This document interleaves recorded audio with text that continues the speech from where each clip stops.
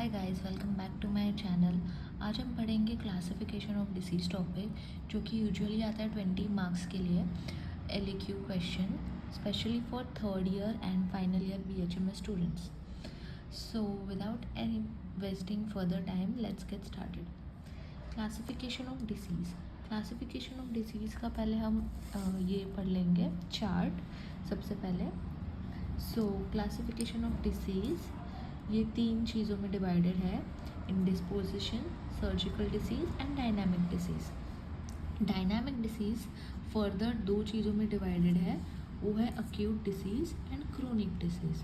Okay, then acute disease और chronic disease further और divided है। अक्यूट डिसीज़ डिवाइडेड है individual, sporadic and epidemic. Okay, chronic disease further divided है diseases with fully developed symptoms and diseases with few symptoms. Diseases with fully developed symptoms में आता है non miasmatic chronic diseases, miasmatic chronic diseases. Okay, new non miasmatic chronic disease is further divided into 2 types: pseudo chronic disease, artificial chronic disease, and miasmatic chronic disease is further divided into simple and complex. Simple में आता है सोरा, syphilis, साइकोसिस। Complex में आता है psoric sycotic, psoric syphilitic, sycosyphilitic and psoric sycosyphilitic. And diseases with few symptoms is divided into 2 types: having internal complaints only and having external complaints. Internal complaints में क्या क्या आता है? Mental symptoms and physical symptoms. For example, disease with only mental symptoms, ऐसे disease जिसमें सिर्फ mental symptoms present है, और ऐसी डिसीज़ जिसमें सिर्फ फिजिकल सिम्टम्स प्रेजेंट है। हैविंग एक्सटर्नल कंप्लेंट्स, इसमें surgical disease and non surgical disease. Non surgical disease means dynamic disease. Okay, so disease जो है ये अल्टर्ड स्टेट ऑफ लाइफ है। ओके, जहाँ पे वाइटल फोर्स डिरेंज हो गया है। किस वजह से? कोई इन्फ्लुएंस की वजह से लीड्स टू। सो आगे क्या होता है उसकी वजह से? वाइटल फोर्स डिरेंज होने की वजह से होता है disagreeable sensation and irregular function. Okay, body में इरेगुलर फंक्शन होता है जो एक्सपोज होता है बाहर से as abnormal signs and symptoms. ठीक है, एबनॉर्मल साइंस और सिम्टम्स के इससे वो अपने को दिखा देता है कि भाई the person is ill. Next, Hahnemann broadly divided the diseases into indisposition, surgical disease and dynamic disease. Hahnemann ने ब्रॉडली जो डिसीजेस को है 3 इसमें डिवाइड किया है। Okay, ISD। सो इंडिस्पोजिशन जो है ये स्लाइट अल्ट्रेशन है। ओके, मैनिफेस्टेड बाय 1 और मोर ट्रिवियल सिम्टम्स, मतलब इसमें सिर्फ एक या थोड़े ज़्यादा एक से सिम्टम्स दिखते हैं जो सिर्फ शॉर्ट टाइम के लिए होते हैं। ठीक है, ये फुल्ली डेवलप्ड नहीं होती, इसके लिए हमें कोई भी मेडिसिन लेने की ज़रूरत नहीं है। स्लाइट अल्ट्रेशन खाने में और हैबिट्स में किए हमने तो उससे भी ठीक हो जाती है। इसे हमें डिसीज़ नहीं कंसिडर करना है, ये वाइटल फोर्स ही इसे कंट्रोल करके ठीक कर सकता है। फॉर एग्ज़ाम्पल, कोई लोग को हेडेक हो जाता है सिर्फ सीज़न चेंज होने के बाद, कोई लोग को फीवर आ जाता है सीज़न चेंज होने के बाद। ये इंडिस्पोजिशन के एग्जाम्पल्स हैं।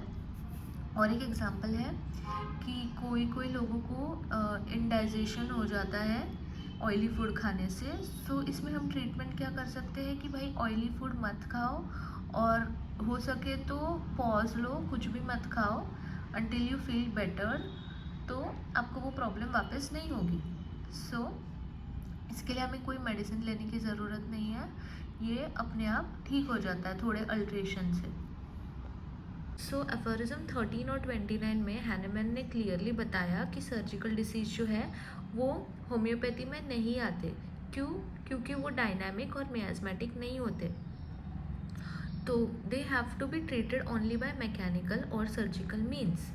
यहाँ पे जो है कोई भी वाइटल फोर्स डिरेंज नहीं होता, इसीलिए इसे होम्योपैथी में नहीं इन्वॉल्व किया गया है। इनको सिर्फ मैकेनिकल और सर्जिकल मीन्स से ही ट्रीट करना चाहिए।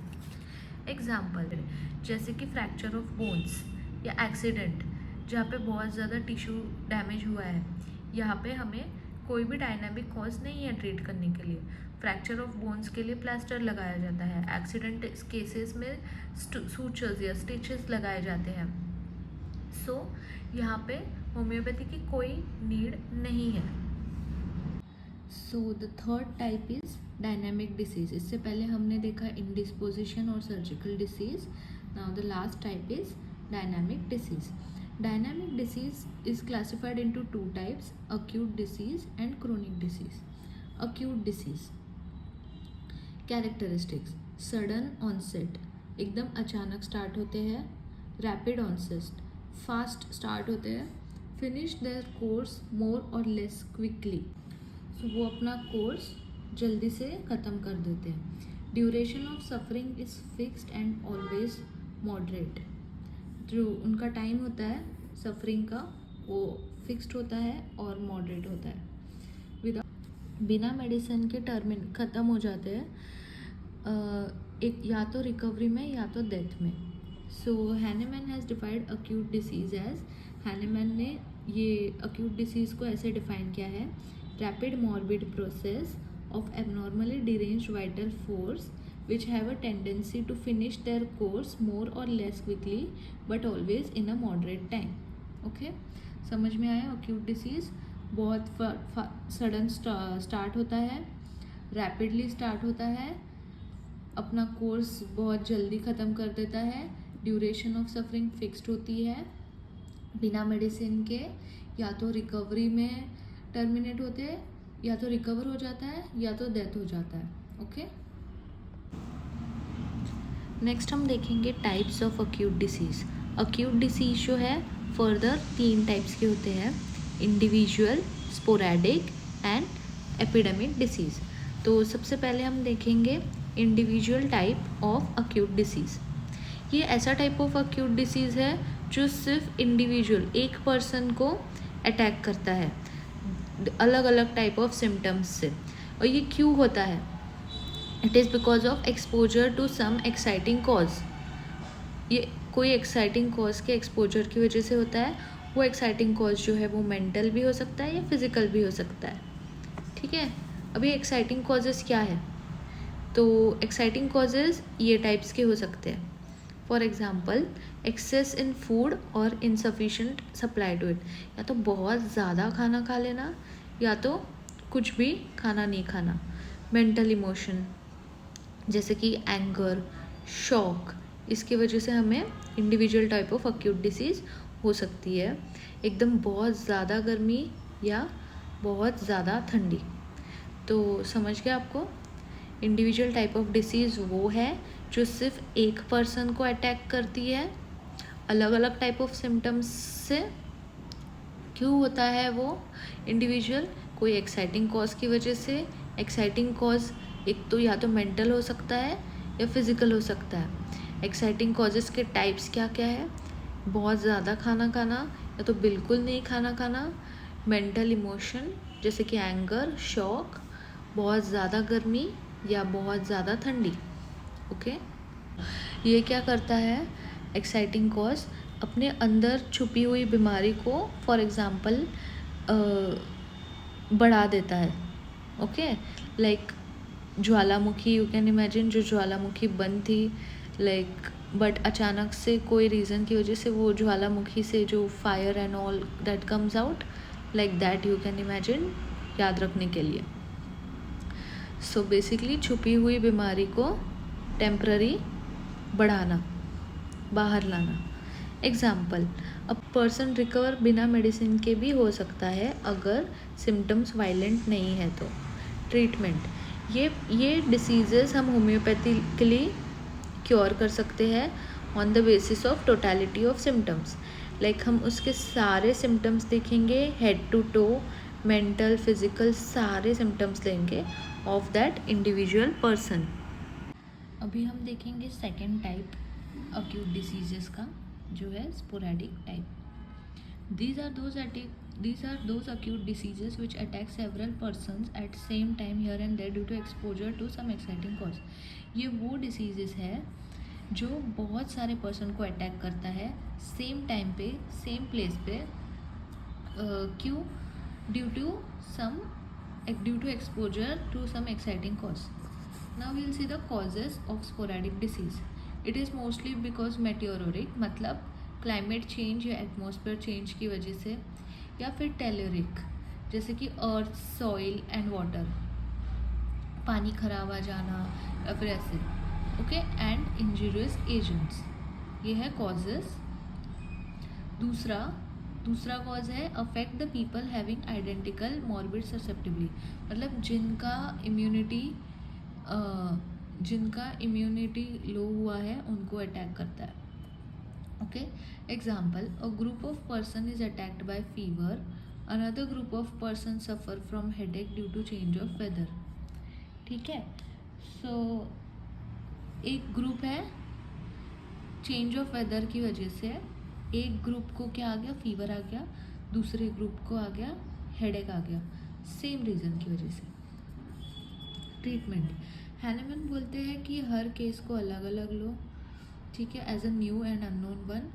और मेडिसिन होम्योपैथिकली ये करो, सिलेक्ट करो on the basis of totality, सारे सिम्टम्स देख के ईच केस के फिर एक होम्योपैथिक मेडिसिन उनके लिए सिलेक्ट करो. ओके, सो स्पोरेडिक टाइप वो डिसीज़ होते हैं जो बहुत लोगों को अटैक करते हैं सेम टाइम पे here and there exciting cause की वजह से. कॉजेस इनके मेटियोरिक मतलब क्लाइमेट या फिर एटमॉस्फेरिक, या तो टेल्यूरिक जैसे अर्थ, सॉइल, वाटर, और इंजूरियस एजेंट की वजह से होते हैं. दूसरा वो लोग को अफेक्ट करते हैं जिनकी इम्यूनिटी लो रहती है. ओके, अभी हम देखेंगे थर्ड टाइप acute disease की, जो है epidemic disease. Word meaning, the word epidemic has derived from Greek word epidemios which means general. Okay, तो ये बहुत important type है. Okay, तो word epidemic ग्रीक वर्ड से डिराइव हुआ है एपिडेमोस से, जिसका मीनिंग है जनरल. डेफिनेशन देखेंगे हम इसकी. एपिडेमिक डिसीज़ वो अक्यूट डिसीज़ है जो बहुत लोगों को अटैक करती है, बहुत सिमिलर सफरिंग्स होती है और कॉज भी सेम होता है, जैसे कि calamities of war, famines etcetera. या तो एक ही पर्सन को अटैक करती है once in a lifetime, जैसे कि chicken pox, small pox, measles etcetera.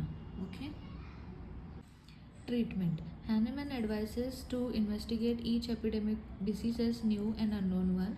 हमें हर केस को अलग इन्वेस्टिगेट करना है कि as a new and unknown one. थोड़े केसेस एग्जामिन करने के बाद ऐसे दिखता है कि एक मेडिसिन जो है वो बहुत बार सारे केसेस में यूज़ हो रही है. तो ऐसे मेडिसिन को जो एक पर्टिकुलर एपिडेमिक में यूज़ होती है उस मेडिसिन को बोलते हैं जीनस एपिडेमिकस. सो ये था पार्ट 1 क्लासिफिकेशन ऑफ डिसीज़ का. नेक्स्ट पार्ट 2 में हम देखेंगे क्रोनिक डिसीजेस को. सो classification of disease part 2 video आप नेक्स्ट इसके बाद वाला वीडियो देख सकते हो, जिसमें हम ये पढ़ेंगे.